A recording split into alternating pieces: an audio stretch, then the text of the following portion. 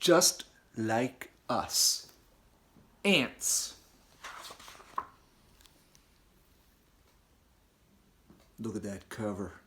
Yeah, that's what I'm talking about. Just like us, ants. And then check out that ant. Whoa, yeah, that's what I'm talking about. Check out those mandibles.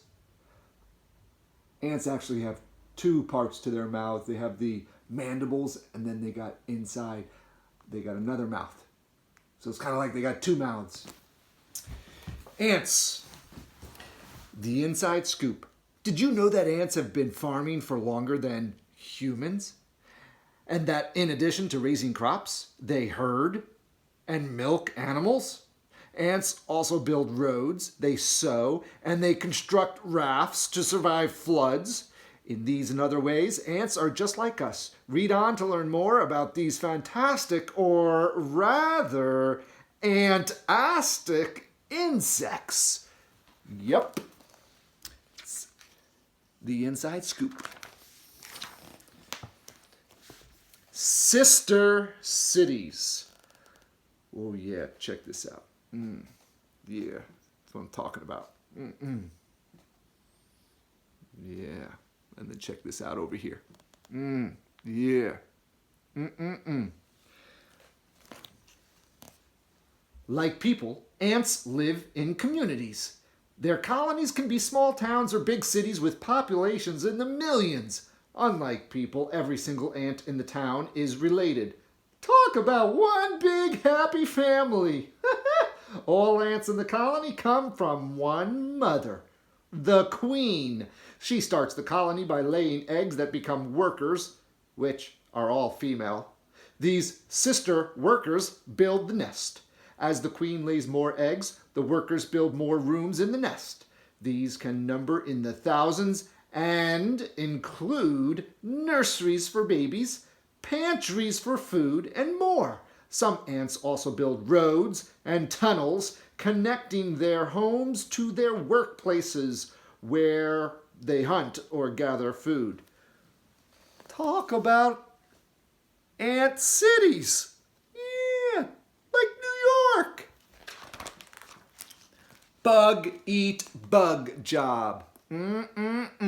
Like people, ants work hard at their jobs. Some ants keep their job their whole lives. However, in many species, ants change jobs as they get older. Young adult harvester ants work safely inside the nest. They may be garbage workers, carrying seed husks to the nearby dump.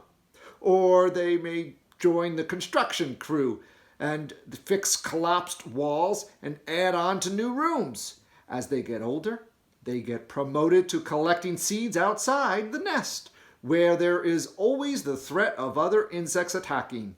It's a dangerous job, but an ant's got to eat. Oh yeah, so they got different jobs.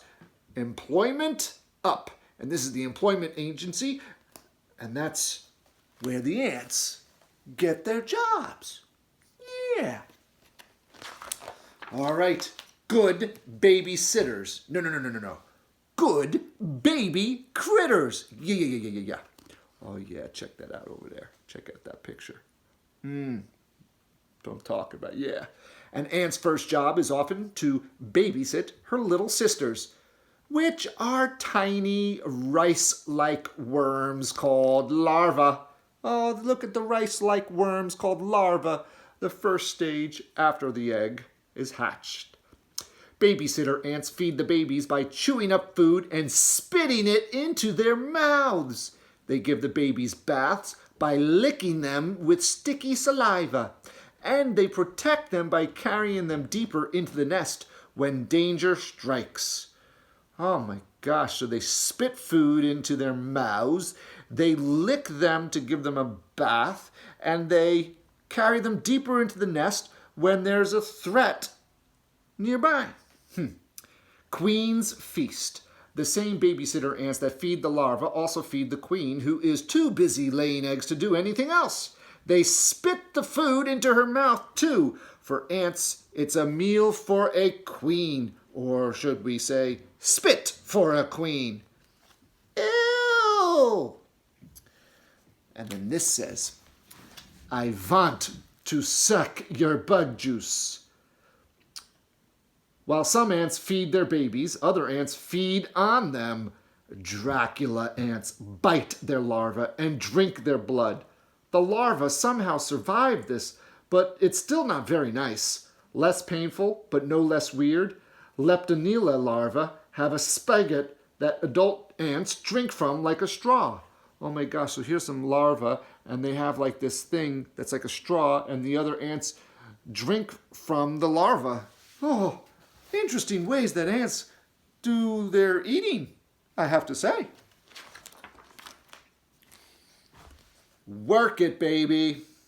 Some ant babies help out too with dinner. Big-headed ants catch fruit flies, but since the fruit flies won't fit through the ants' tiny digestive tracts, the ants give them to their larvae. The babies drool on the flies, turning them into mush or protein shakes, which the grown-ups can then digest. The babies slurp the shakes too, but only after the grown-ups have dined. Age before larva. Oh my gosh. So, whoa, check this out. Check out this picture right here. Oh yeah, so the larvae drool on the fruit flies, and then the fruit flies become like a slurpy drink. Oh, and then the other ants can eat or drink the smoothie shake. Ugh. Ant farm. Leafcutter ants are farmers. They grow fungus, which the colony eats. But the fungus fields aren't flat like our fields. They are round like a soccer ball. Farming is a family affair. Inside the nest, some of the sister ants shred the leaves, chop, chop, chop, chop, chop. Others chew the sliced leaves until they are pulp. Pulp, pulp, pulp, pulp, pulp. Next, smaller ant sisters carry the pulp to the fungus fields. Handoff. Now field workers fertilize the fungus with the pulp. Finally, the tiniest ants of all weed the fields. This job is no fun, but bad bacteria and other microbes must be rooted out so that the delicious fungus can grow. Of course, humans like to eat fungus too. Mushrooms. Yeah, that's a fungus if you eat mushrooms. It's a dirty job, but somebody's got to do it. Some buggies got to do it.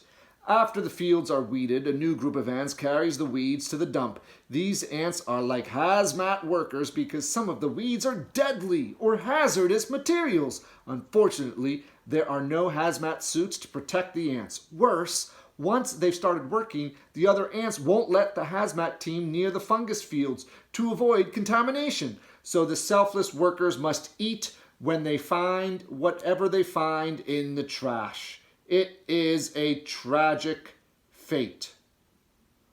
Oh my God. This is like, whoa, this is intense. Get along, little aphids. Weaver ants are dairy farmers. Only instead of cattle or cow, they raise tiny insects called mealybugs. The mealybugs are corralled in pens made of leaves. When the mealybugs have sucked all the sap from the leaves in one pen, the ants herd the little insects to a new pen. Similar to farmers milking cows, weaver ants milk mealybugs. The ants rub the bugs' bellies, and the mealybugs poop out a honey-like substance called manna. The ants feed it to their baby sisters. As with dairy cows, milking does not hurt the mealybugs, but the baby ants love it. Thanks for the mealybug poop, kind sisters. Oh my gosh, so the mealybugs, the ants will rub their bellies and then they poop out the sweet manna. Oh my goodness. Don't lose your head in traffic. Just like people, ants must deal with traffic on their way to work. A leaf cutter's job is to collect leaves to fertilize their crops. With strong, sharp jaws called mandibles, they slice off sections of leaves and they carry them back to the nest. Each piece is 3 times the ant's weight. The ants could carry even more, but wider loads would cause traffic jams, and if traffic slowed too much, the ants would be in danger. Flies often loom overhead. If they manage to land on a leaf and lay an egg in the ant's mouth, the maggot will hatch and it will eat the ant's brain, causing its head to fall off. This brings a whole new meaning to rush hour. Holy cow. Can you believe that? There are some flies and they might lay an egg on the leaf, which goes into the ant's mouth, which when it hatches becomes a little maggot, because before it becomes a fly, it's a maggot. And then the maggot eats the ant's brain, causing the ant to lose its head. Holy smokes. Living fly swatters, leaf cutter ants, take an extra precaution to avoid losing their heads in traffic jams. They have tiny ants that ride along on the leaves that they carry. These little ants swat away the flies. It pays to have friends in high places. Kill the beast! During the last ice age, humans hunted in packs to bring down mammoths. Ants bring down animals even larger, proportionally. Azteca Andrea ants can kill an insect 13,350 times their size. That would be like human hunters killing a 2 million pound land animal or a beast the size of 20 brachiosauruses with their bare hands. The hunting grounds of Azteca Andrea ants are leaves. While some of the ants hold the giant insect still, the others make the kill. It's difficult to capture such a giant beast without falling off the leaf. The ants use Velcro-like hooks on their feet so that they don't lose their footing. Oh my gosh, look, check this out. They're attacking a beast much larger than themselves. So, honey, weaver ants sew leaves together with thread. But instead of making clothing, they sew their homes. First, the ants pull 2 leaves together. They hold on to one another at the waist and form a chain that spans the leaves. One by one, the ants hop off the ant chain, shortening the distance between the 2 leaves. When the leaves nearly touch, an ant holds a larva. The ant zigzags back and forth between the leaves. Sticky silk comes out of the baby's mouth. Now the leaves are sewn together. The sewn leaves become a leaf house that protects the ants from rain. The forest canopy is filled with leaf homes, at the middle of which are the precious queen and her babies. Holy cow. Nice threads. Having silk squeezed out of it doesn't hurt the larva. It will later spin a cocoon with the same silk inside. The larva metamorphoses into an adult ant. Ants, sweet ants. There's no need for army ants to sew their own homes. Their nests are made of the ants themselves. They are called bivouacs. The queen and her larva are tucked safely in the center of the million living ants that make up the bivouac. Oh my gosh, a home made of ants. Woo! Bridge club. An ant can fall from any height and not get hurt, but climbing back up into the tree is a long and treacherous journey. That's why, to get to a neighboring tree, weaver ants build bridges. The bridges are made of the ants themselves. Ants in opposite trees form chains by holding one another at the waist. The ants at the tips of the 2 chains reach for each other, linking the bridge. People have built rafts for thousands of years, but ants have built rafts for millions of years. What material do they use? Themselves. During a flood, fire ants grab one another's legs with their claws or jaws. Air bubbles trapped between their bodies allow them all to float on the water as a group. Ant rafts more closely resemble the rubber rafts of today than the log rafts of old. The weave of their bodies acts like waterproof fabric. If you were to press down on the center of an ant raft, it would bounce right back up. That's impressive. This means war. Ants constantly wage war on neighboring colonies. For instance, fire ants know that where there is a woodland ant nest, there is food, and so they plan their attack. First, the fire ants send out a scout to find the woodland ant nest. The scout rubs her belly along the trail on her way back home. This lays down the scents, the smell, called pheromones, which ants use to communicate. In this case, the pheromones lead the scouts' nest mates to the battlefield and tells them to attack.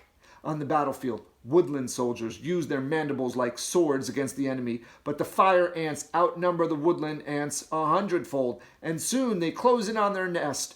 As a last-ditch effort, the woodland soldiers form a line at their nest entrance, and they fight to the death. This buys their sisters time to escape, but the battle is lost. The victorious fire ants steal food from the woodland ant nest, and then flee. When the woodland ants return home, they must gather all new food and raise new larvae to become brave soldiers.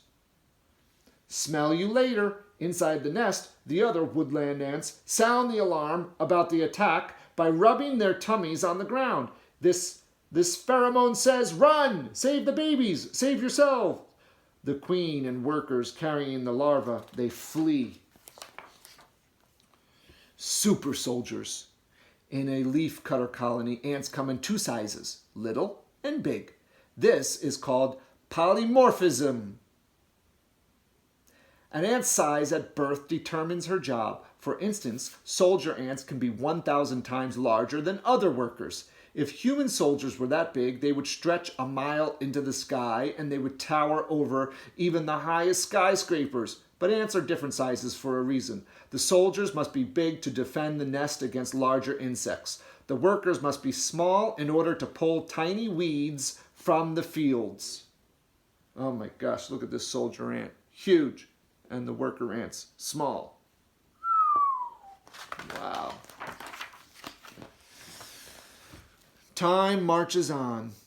Individual ants perish every day, whether from war, drought, flooding, or even a fateful footstep.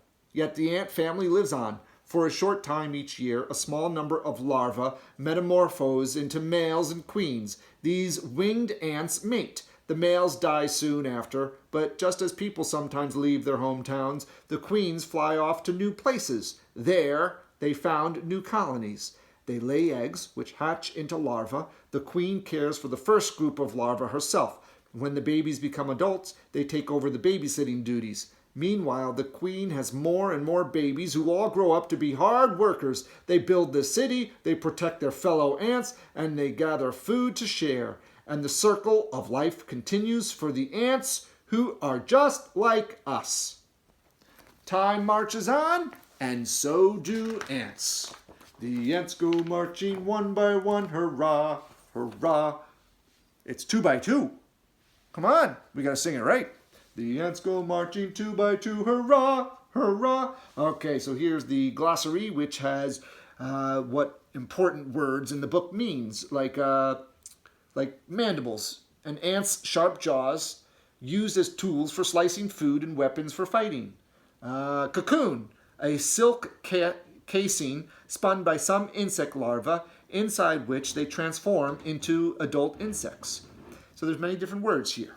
Pheromones, a scent excreted by ants to communicate with other ants. Oh, so they used smells, or pheromones, which are like chemicals that make smells. Maggot, a baby fly. Anyways, that's the glossary. And that is the story, or not the story, the nonfiction book, Just Like Us, Ants, by Bridget Heos. Hope you enjoyed it.